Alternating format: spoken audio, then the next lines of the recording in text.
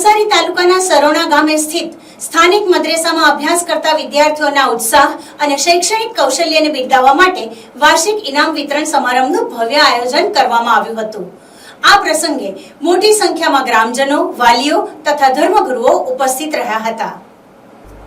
કાર્યક્રમની શરૂઆત પવિત્ર કુરાનની તિલાવતથી કરવામાં આવી હતી। ત્યારબાદ મદ્રેસાના નાના વિદ્યાર્થીઓએ દીની તાલીમ, હદીસ અને ઇસ્લામિક સંસ્કૃતિ આધારિત વિવિધ કાર્યક્રમો રજૂ કર્યા હતા, જેણે ઉપસ્થિત સૌના દિલ જીતી લીધા હતા। સમારંભનો મુખ્ય હેતુ વિદ્યાર્થીઓની વર્ષભરની મહેનતને બિરદાવવાનો રહ્યો હતો। પરીક્ષામાં પ્રથમ, દ્વિતીય અને તૃતીય ક્રમ મેળવનાર વિદ્યાર્થીઓ ઉપરાંત વર્ષ દરમિયાન નિયમિત હાજરી અને શિસ્તબદ્ધ વર્તન દાખવનાર બાળકોને પણ સન્માનિત કરવામાં આવ્યા હતા। વિદ્યાર્થીઓને આત્મવિશ્વાસ વધે તે હેતુથી રોકડ રકમ તેમજ સ્મૃતિચિહ્ન રૂપે ભેટ આપી પ્રોત્સાહિત કરવામાં આવ્યા હતા। કાર્યક્રમ દરમિયાન વક્તાઓએ જણાવ્યું હતું કે બાળકો આપણું ભવિષ્ય છે।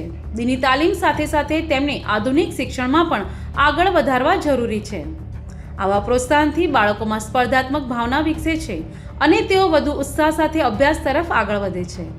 આ આયોજનને સફળ બનાવવા સરોણા ગામના અગ્રણીઓ ઝહીર અયુબ શેખ, ઇસ્માઇલ રાવત, રફીક નવસારકા, આસિફભાઈ રાવત, મુસ્તફા, મોહમ્મદ નવસારકા, હબીબભાઈ, સિરાજભાઈ તેમજ મૌલાના સાહેબનો મહત્વનો ફાળો રહ્યો હતો।